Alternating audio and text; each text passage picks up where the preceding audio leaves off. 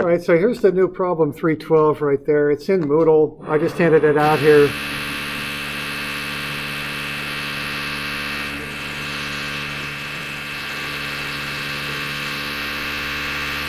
In class.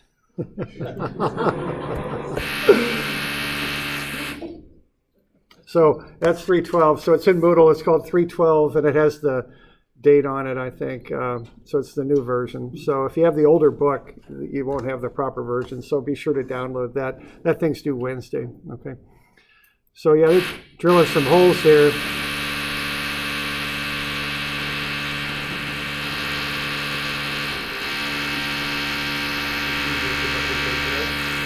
What's that now? They're louder than I am too. Yeah, they are. It's going to come through the wall. They are. They're right. So anyway, it's like I say, it's all for a good cause. They're making this better in an earthquake is the idea. So that's all good. So let's finish this truss stuff up. All right, did we get through this problem okay? You know, we've been through 3 different variations on this. I didn't mean to belabor this too much, but this is, the idea here is 2 things. That sometimes when you make a cut through a truss, you can't just immediately solve for what you want to know. So you got to come up with some alternative approaches.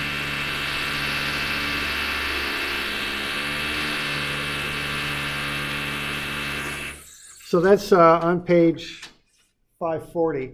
So the basic idea there is by making that vertical cut through the truss, you can then find BC, which is the one we're after.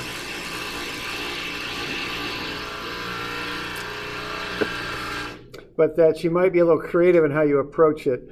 The 2 basic ways, one is if you want to just find it with one equation, would be to project out here and get this point out here, which I called H, which is the projection of BD and finding where it intersects with the projection of AC. Okay, so that was one approach, and that allowed us to find BC by taking a moment. Now, when you take the moment, you can put BC either at point B, in which case you'll get 2 components there, or if you want, you could get really fancy there and move that BC to point C, and then just have 1 component of it to find, okay? So you can do it either way. Now, another way you can approach this one is to take that same cut vertically through, do a sum of Fy, and then do a moment about point C, and you can then find BD when you do that. Once you have BD, then you could do sum of Fy and find FBC. So the overall idea here is sometimes you have to be a little more strategic in how you figure these things out, all right? So one cut here, use a fancy equation where you're taking moments about H is one approach. The other approach is to do 2 equations. First to find BD. Once you have that, you can go sum of Fy and find BC, all right? So I'm just trying to show you some of the trickier things you can come up with these. Okay, so we got any questions on that?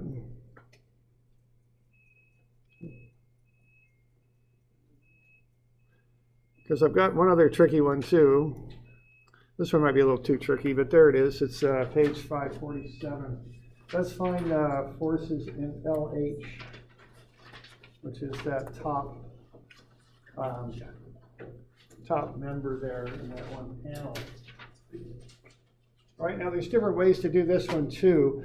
Now, if someone asks me to do that, here's what I'm going to do. The first thing I'm going to do is I'm going to make a cut through LH. I'm going to go 1, 2, 3, 4 of those. 1, 2, 3, 4, 5. Yikes, I'm going to say that's a lot of unknowns. That's going to be a little tricky, that one. Now, when that happens, I'm going to start asking myself, do I have any zero force members in there through that cut, through that panel? Yeah, mark that. It's like it's not there. Okay, so that's step 1. Okay. So if you're getting into problems where you have just way too many members to solve, look for zeros and eliminate them. Do you see any other zeros? I see another one, not in that panel, but to the left. How about the panel to the left? Do you see a zero in there? Yeah, I am, okay. So that's why I want you to be able to just pick these out by looking at them, okay? All right, now what you have here then is one thing you've got is whoever created this thing, it really isn't even a truss because that isn't a triangle there, but all the same, we'll just work through it as though it is. Somehow we've got these X braces in panels. Now, if you got X braces in panels, you can't use method of joints. You can't get through that with method of joints. There's too many unknowns. So just realize that if some instructor, let's say, were to create a problem that had X braces on either side, you've got to go method of sections. So you might want to remember that if you're ever taking a test from an instructor who might do something like that, okay? But just recognize that when you see those panels with X's in them, you've got to do sections, okay? All right, so we got to go into the middle of this truss and use sections. Now what we have there for that panel right in here, that's called a K-truss. It's a common truss that's used. There's different trusses that are commonly used patterns and how the members are put together. They have different names and such. That's called a K-truss, because it looks like the letter K, kind of like that. Now the problem you've got with that is when you cut through it, you're going to have 4 unknowns, and that's one too many to solve with statics. So you have to get a little bit creative here. Now there's 2 different ways to get creative on this stuff. So let's look at the 2 ways you can get creative to solve this thing. Okay. So that's 0 and that's 0. Now if I want LH, the first way I'm going to get creative is realize I don't need to make a straight cut. I don't have to do it that way. You can make any sort of cut you want as long as you don't cut through a joint. Okay, so if you don't cut through a joint, you can use any cut you want.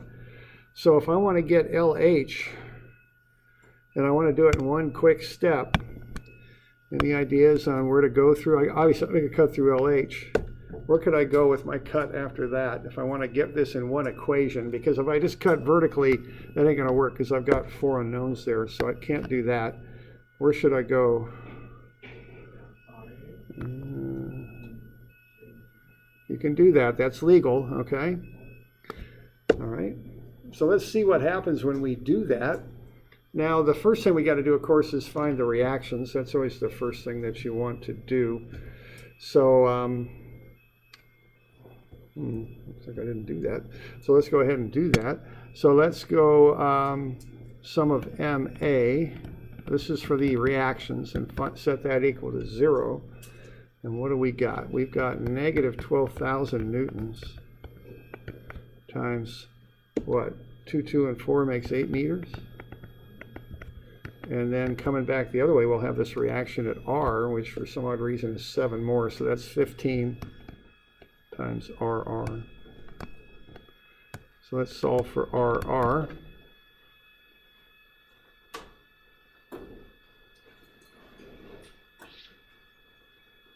12,000 times 8 divided by 15. 6,400 is what that looks to be.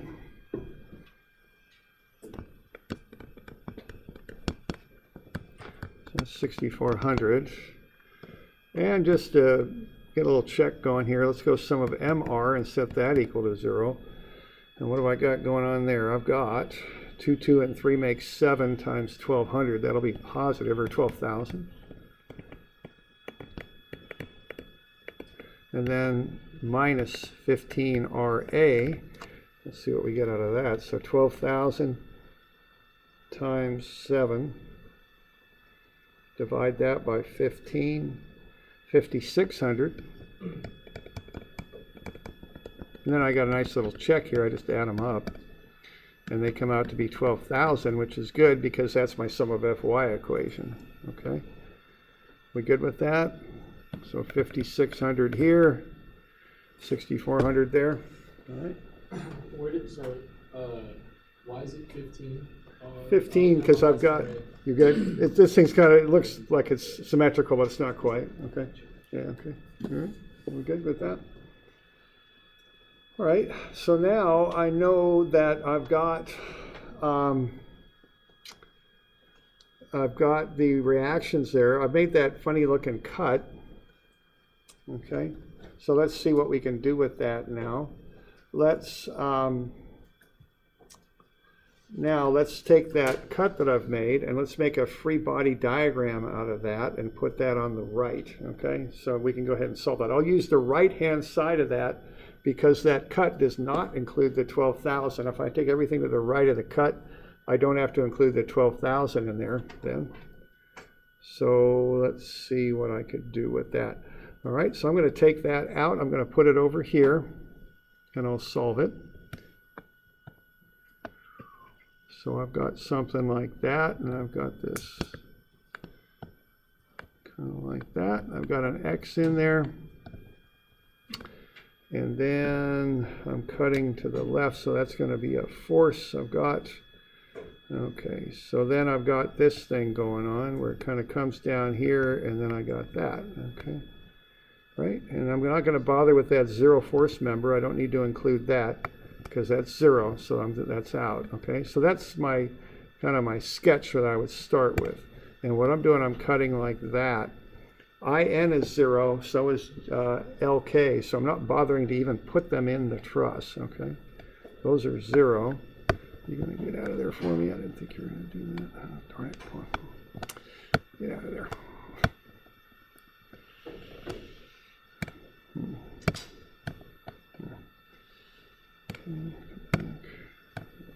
Okay, so there we go. So now we got forces on this thing. So we've got the one I want, which is this one, and that's LH. And then I've got IN I don't need to worry about because that's 0. IH I need to worry about.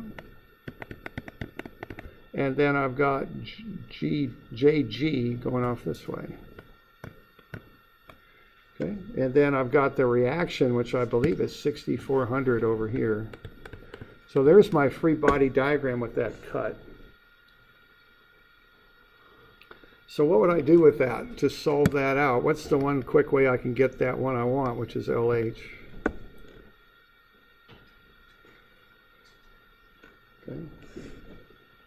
Now that's a statics problem, right? Just an equilibrium problem. I've got a one body. Now remember, what you do on these things is you take the object as though it's one full object. So there's my object. I don't care about the members inside of that thing because they're internal. They're not something I need to analyze when I do my analysis of the equilibrium of that object.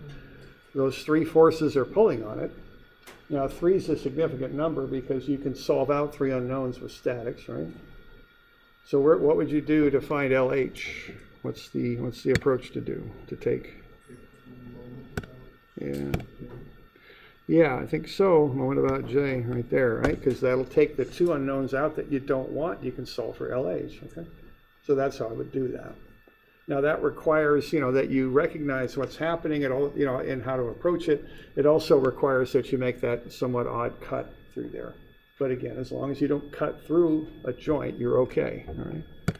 So sum of moments about point J, and we'll set that equal to 0. And then off we go. We got 6,400 times what? 3, 2, and 2 makes 7. So 6,400 newtons times 7 meters. That looks counterclockwise to me. So that's positive, right? And then I'm going to have 1.5 and 1.5 over there makes 3. So I'm going to have plus 3 FLH. Now, is that the proper sign on that? Did I get that right? Is that plus or minus on the LH going about point J down there? That's plus, yeah, okay. All right, so 3FLH. I'm going to bring that to the side of the equation. That'll bring a negative when I take it to the side of the equation. And then 6,400 times 7 is 4,800, I think. So divide that by -3. So FLH is equal to negative 14,933. Units on that is newtons.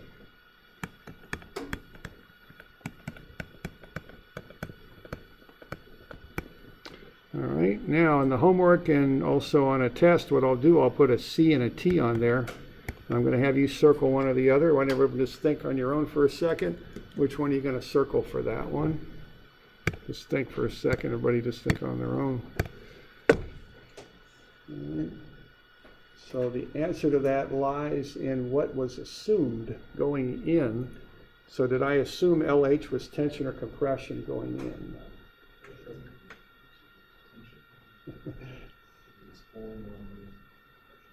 I'm hearing a little of both here. Okay, now what does tension do? Pulls on joints, okay? And I even remember walking around saying that to myself a few times before I took a test once in statics. It's one of my little memories that for whatever reason has stuck with me. I remember that going, tension pulls on joints, compression pushes on joints. That's what I was telling myself. What is that LH doing? It's pulling, right? See what it's doing? So that means I assume tension, right? Now, my answer came out negative. And think of kind of binary logic. What does a negative sign mean? That equates to the word no. Okay, so it doesn't pull, it pushes. Okay, so that's compression. So that's the thought process on that one. Okay, so we good with that? Okay. So that's one way to do that. And that's probably the quickest, most efficient way. It requires a little bit of a fancy cut there. And you kind of see what's happening when you make that cut. If IN's 0, you know, now you've got everything kind of focused around point J, don't you? So you can find that one force LH that doesn't go through J pretty quickly. Now that's one way to approach something like that. Now there's another way too. All right, so we good with that? Everybody got that?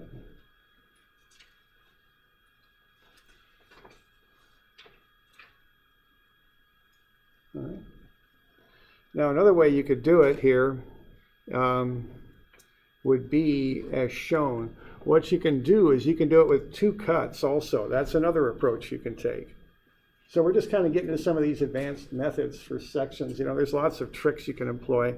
So the thinking here is if I'm not going to use that fancy cut, this is just another way to do it without making that fancy cut. If I just make a vertical cut, I'm going to count. I'm going to go, I got 4 unknowns there, LH, LI, IM, and JM. Okay, so on that cut number 2, I'm calling it, I've cut through 4 unknowns. That's one too many. I can't solve that with statics. So I'm going to have to find a way to figure out one of those without using cut number 2. So what I can do, I can jump over and make cut number 1. And when I make cut number 1, what I observe here is 3 of those 4 unknowns I'm cutting through go right through point H. So what I can do then is I can take a moment about H and I can solve for JG if I like. Okay, that'll work.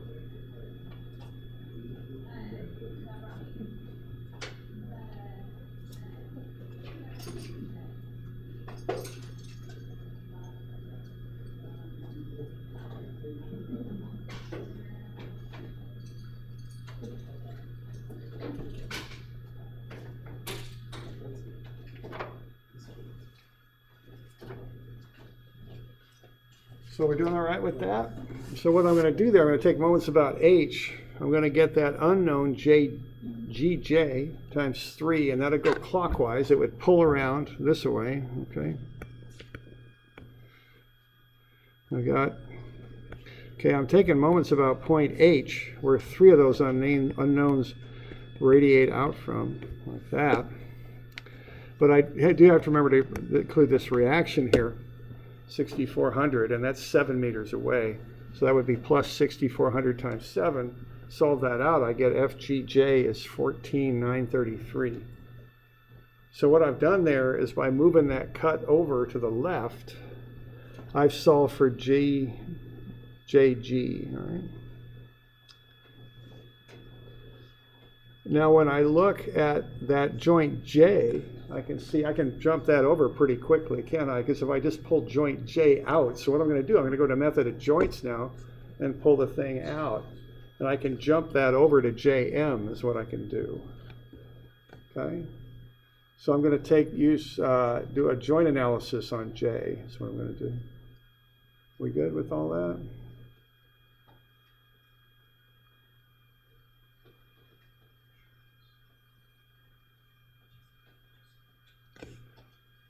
Now, there's different ways I can do this. Probably the quickest way is just like so. I'll just pull joint J out of there because I notice it's a nice simple T joint there. And I can just go sum of fx equals 0 for that joint. I got negative 14,933 plus fjm. I can solve for jm. It's the same thing as jg was. It's 14,933 tension. Okay. So what I did there, I kind of started over here. I made a cut and I found this one. Then I just did method of joints and found jm. But what I've done, I found one of those 4 unknowns from cut number 2 independently, see? So now I'm down to 3. So I can go ahead and do statics and solve for the one I want, which is LH. The way I would do that would be to take a moment about I. Okay? Because 2 of those 3 unknowns act through I can then solve for LH independently. And of course, I'll get the same answer. It's 14,933 compression. So that's just some different ways to solve these out. Sometimes when they're a little trickier, you might have to do some of these things. So those last 2 problems, I mean, they're just tricks you can get into if you need to solve something out that's a little bit more challenging.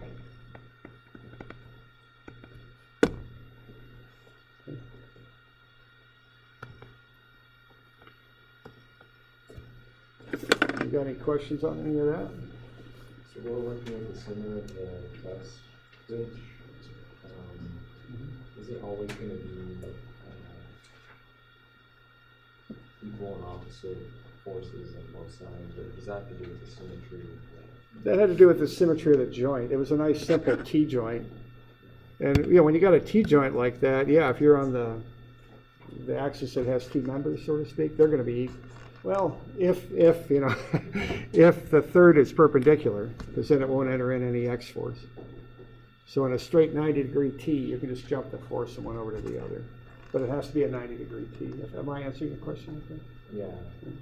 I'm just looking at how messy like the right side is and the left Yeah. side more messy. Yeah, I know. This thing is kind of messy. You can't, I'm not quite sure, you know, exactly what you're asking, but I have, over the years, I've kind of encountered a lot of kind of questions about, well, a truss, wouldn't this always be so and this always be so? And quite often I answer it by look at the joints and prove it out. You know, trusses, especially if they're kind of asymmetric, you can't really make a lot of. Yeah, I think what I'm trying to get at is the structural integrity of the left side can equal the structural integrity of the right side. When we split it down, are the trusses on the left side, or are they going to support more of the load versus the right side? This position. Oh, okay. I think you're kind of on the right track. I mean, this load was put in the middle. Yeah. So I think you can make, as you're stating it, as I understand your question, yeah, that load will get split evenly between the 2 because eventually it's got to get transmitted to those reactions.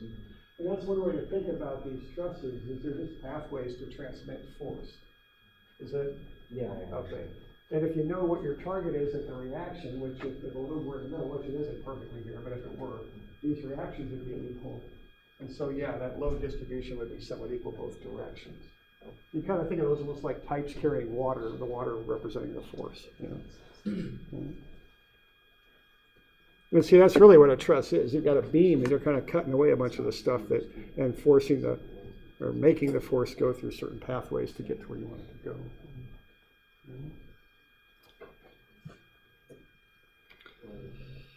All right. All right, so that's a little bit on that. So that's a good bit on trusses, I think. Now I'll get you a review for the test. Remember, that's coming up on Monday, right? And that'll go up through trusses, okay? So it'll start with couples and resultants, and I won't list everything on top of my head because I won't remember everything. I'll get you a review, but it kind of started way back on couples and resultants, and then it's going to end on trusses. So couples, resultants, free body diagrams, equilibrium, and trusses, basically. Okay. And there's a review in Moodle, and I'll get you one tomorrow too. Okay.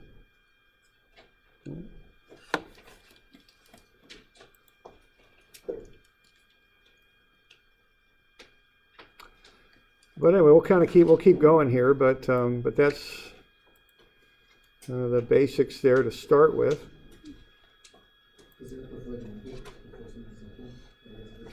method For doing trusses? for we to solve? I'm sorry? For the one we to solve that problem? As far as a preferred method, I think it's whatever way you're kind of most comfortable with. But although I do think on this one, if I were in a situation where I had to solve that, I would probably use that first method because it's quick and direct, as opposed to the more kind of convoluted method of approach on the second one, I would say.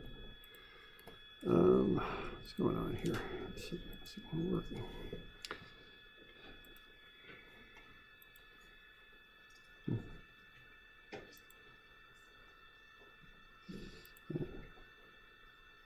I don't seem to be able to get back to that. I think what's going on here?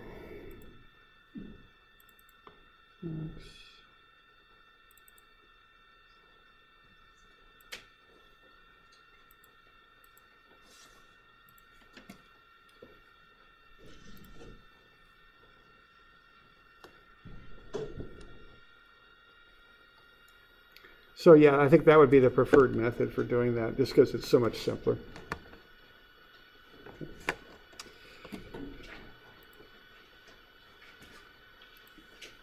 All right, we'll keep going, like what we do here. So let's have a look at the next one here. And the next one are kind of like trusses, but they're a little bit more complicated. And this is more, trusses I think of as being kind of a civil engineering thing. The next step up is a mechanical engineering thing typically, although of course mechanicals use trusses to bear load, and civils look at frames, space frames and such in buildings and things like that. So it's not quite that simple, but let's look at the next thing here, which are frames and machines. Okay. Now they're related. They are a little bit different in how they function, but they are related. This is on page 560. So a frame doesn't move, and it supports a static load. So that bike rack I would consider to be a frame. Machines move, exert a force, and often move a load. So a pair of vice grips is a machine. A front end loader or a bucket there is a machine. An oil rig is a machine. Okay, they're analyzed in similar ways, which is why they're included together here. But that's the difference between the two.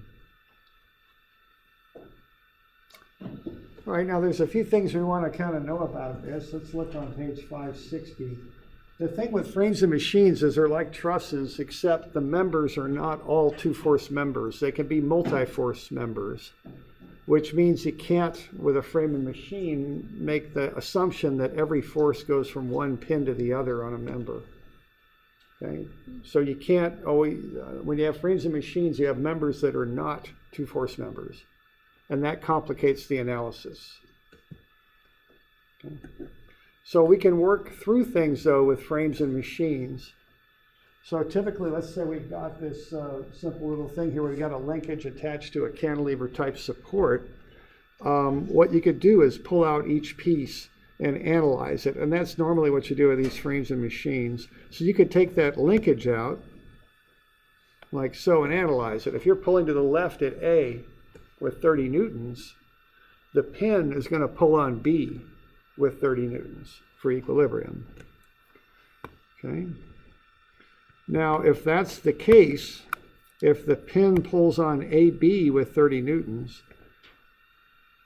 the AB kind of pushes on the pin with 30 newtons going the other direction. Okay. So this is kind of like in physics, this idea of action and reaction. So there's the 30 newtons that the pin pulls at B with. Here's the 30 newtons that the B pulls on the pin with. Okay? So they're equal and opposite. Now, if this whole system's in equilibrium, if you've got 30 newtons from AB, in this case pushing on the pin, well, BC is going to push on the pin in the opposite direction. So that would be right there. And if that's what BC does to the pin does the opposite thing to point B. And so you're going to end up then with a reaction at C to the right. So you kind of work your way through the members and look at what they do to the things they're connected to. Now, the one thing to notice about this, though, is when you analyze this from a practical point of view, you can eliminate the pin. You can go right from here to there, okay? You can skip the pin. So you don't have to go analyzing every pin when you're doing this. You can skip them and just go from member to member. So the way I look at this is that BC is pulling B to the right on AB, so AB is pulling B to the left on BC. That's how I look at it. I just kind of take the pin out and just jump from member to member. That's how I do it. Okay? So we doing all right with that?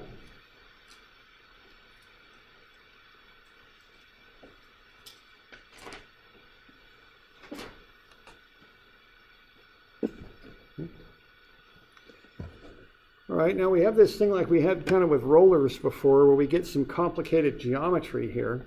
So I've got on the bottom of 560, I've just got a pulley kind of thing with a weight and a cable going around it at 60 degrees there. That's going to get a little bit tricky analyzing that if you really start at the fundamentals, because these forces, this downward force, that would be easy enough. That's just located horizontally over from the pin on the pulley. But that 60-degree force, these ropes make kind of a tangent to the pulley because the pulley's a circle. We'd have to kind of work those coordinates out to get there, figure out where that's applied. So to avoid that, we just look at the equilibrium on the pulley. If we've got these cables pulling as shown, the reaction on the pin will be equal and opposite.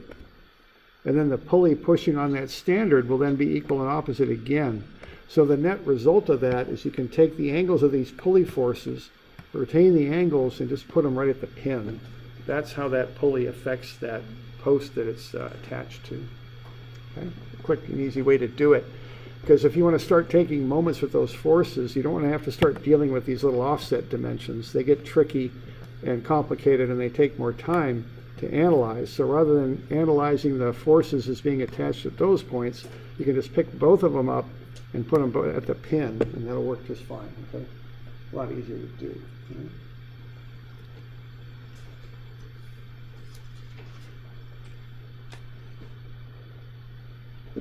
Okay, and then the last little thing about these frames and machines is they're not quite as direct to do as they were with trusses, so we have to use a little bit more complex analysis. You have these multi-force members. They're not two-force members anymore.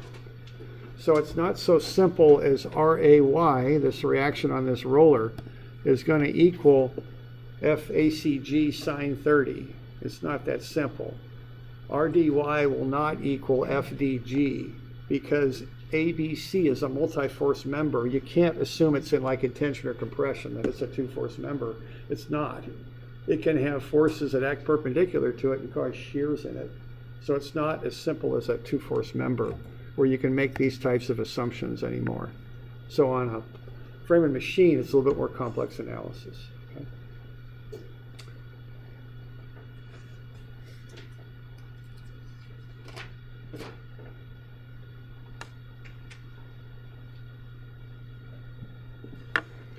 Yeah, question there? So those forces are still there, it's just not as simple to find anymore? Is that what you're saying? Yeah, it's there is a Y force on ACG, but you just can't assume that it's FACG times sine 30. It's not that simple anymore because ACG has three forces, not two. And if that's the case, you can't assume that it's just in compression. You can't assume that anymore. There could be forces going different directions on it. So it's just a little bit more complicated analysis. It's the same sort of idea as trusses, where you pull the thing into pieces and analyze the pieces. It's just you don't have that nice, easy directional assumption like you do on trusses, where everything's either in tension or compression, and you know the angle of it. It's not that straightforward anymore.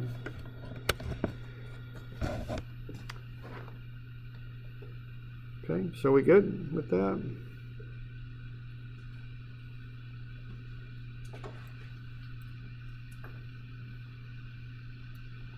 Now, another thing about this is we want to start identifying two force members on frames in machines. It makes it a lot easier to analyze them. So if you look at that loader there, do you see any two-force members on that thing? What do you think? That's definitely a machine there, obviously. Anything with two pins on it, that's really how you identify those. Yeah, right there. These cylinders, hydraulics, they have a pin on either end. They're two-force members, okay? Now the armatures aren't because they've got all these other points of attachment on them, but the cylinders are. Okay? So when I start, what I'm going to do to analyze a frame machine is to pull it into pieces. But before I do that, I want to identify any two-force members on it. Okay. So let's say we've got this frame here on 570. Find the forces in joints A, B, C, D, E, and F on this thing. I would start that, I'm on 570 is where I'm at. Okay, do you see any two-force members on that thing? That frame? I think I heard it there. BD, okay? Now if that's a two-force member, when I create my exploded diagram of the object, I'll just show that as a force. I won't include that as a separate member. It's just a simple two-force. And the reason BD is a two-force member here is there's two pins, and that's it. One at B and one at D. Okay. And there's no load in between, so that's a two-force member. So the way I solve this thing is often I don't even bother with reactions. On this one, I've got two cantilever supports, one at G and one at H. I'm not going to do reactions on that and get anything out of it. Okay, too much going on. So I'm just going to pull this thing into pieces. Okay, so I'm going to come up with a diagram like that. Now I know that, now is BD in tension or compression when you look at that? Yeah, because what's going on, if you take moments about A, if you look at it that way, you've got this weight pulling that ABC down, so BD is going to have to push back to hold equilibrium, right? That's how that's got to be. So that's in compression. You know, pretty confident of that. So I'll show it as such on my diagram. So what I've got there, I've made an exploded view of that object, and I've got the different pieces laid out there.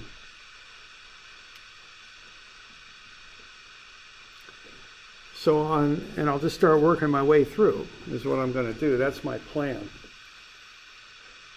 Okay. All right, now I want to find the forces in all of these joints. When I look at EADF on the right, that's just got a lot going on with it, a lot of unknowns. So I think I'll start with ABC, because it's only got 3 unknowns, and I can solve that out. So I'm going to start with ABC.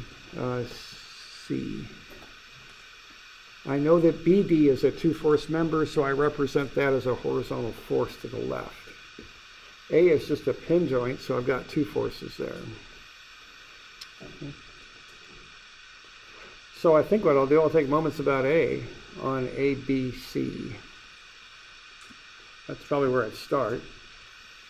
Okay. So I'll take moments about this point. I'm going to have 3,000 times 0.75 meters, and counteracting that, I'm going to have FBD at 0.48 meters. So that will allow me to solve FBD. It's 4688 newtons.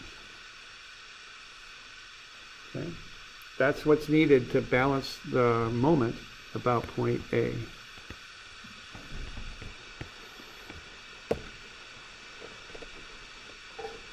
So it's just a basic equilibrium problem. It's just I do this on the exploded view. So that's ABC. Okay.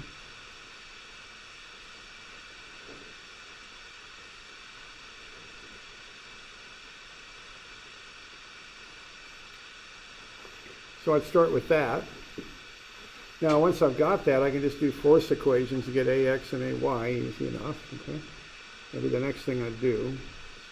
I'm just solving that thing out with equilibrium.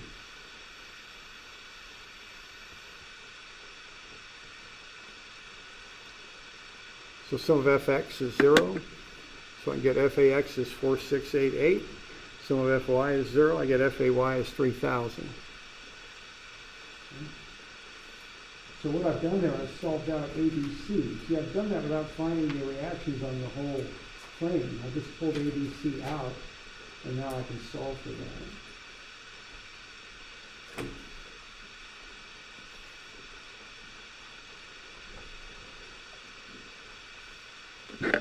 Okay.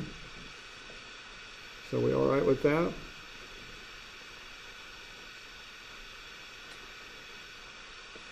All right, now the next bit here is I can take those forces that I just solved for and I can put them now on EADF. Okay, I can put them there. So now I can take the forces that I just solved for and put them on EADF. The important thing though is that I turn them around. Okay, so I'm going to take those forces and I'm going to have them go in the other direction now. And that's one of the key things to remember about these frame and machine problems, is to turn the forces around when you move from one member to the other, just as I was showing you there about 10 minutes ago.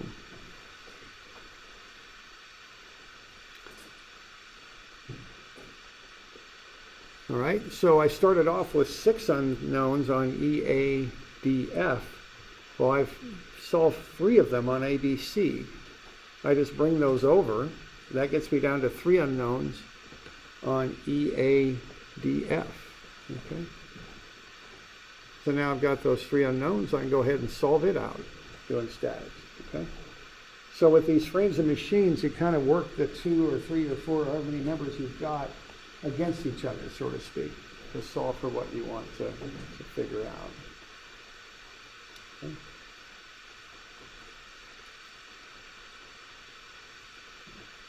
So I turn those around, so the 3,000 up at A becomes 3,000 down. The 3,000 to the right at A on ABC becomes 3,000, or excuse me, the 4688 to the right at AB on ABC becomes 4866 to the left. And then the 4688 for BD to the left on ABC is to the right on EADF.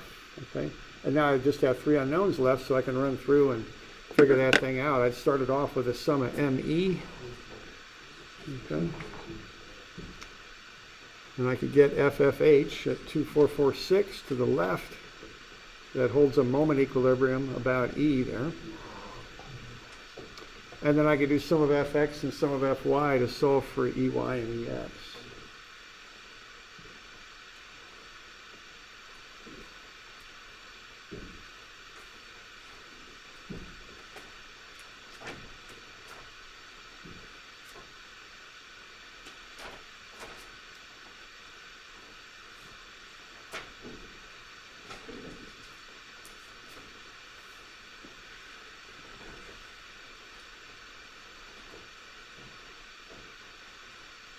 Okay, so I do that moment equation there. I've got the 4688 to the clockwise at a 0.2 meter moment arm.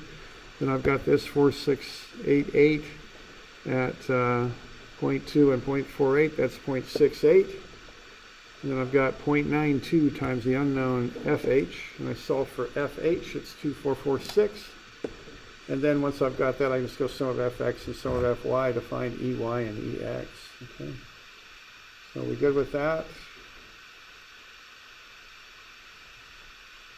So that's how you finish the thing up there. EX will be 2446 to the left, and EY will be 3000 up.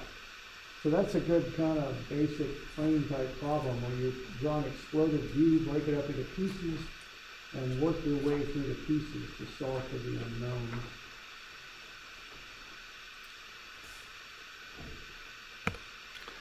I just give you one of these for Friday. Okay.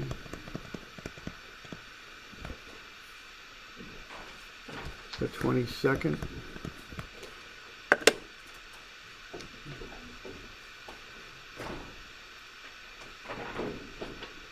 questions on that? You doing all right? I think we're about out of time, looks like. All right, so there's just those three problems that due Wednesday, right? 311, the new 312, which I've handed out here, which is on Moodle for those of you online, if you don't have the new version of the packet. Okay. And then 313, those are truss problems. This one will be due Friday, okay, 321. All right?